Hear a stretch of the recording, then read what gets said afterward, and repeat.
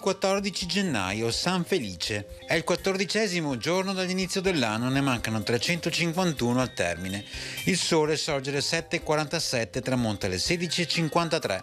La luna sorge alle 9:02, tramonta alle 18:10.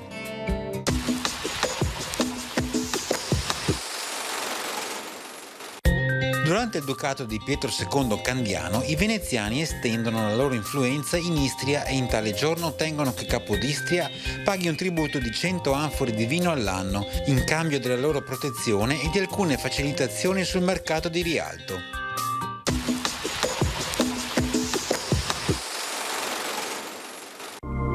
Le previsioni per domani: cielo da sereno ad occasionalmente poco nuvoloso. Le temperature minime subiranno contenute variazioni di carattere locale, come pure nelle valli le massime, che invece in quota aumenteranno e in pianura diminuiranno.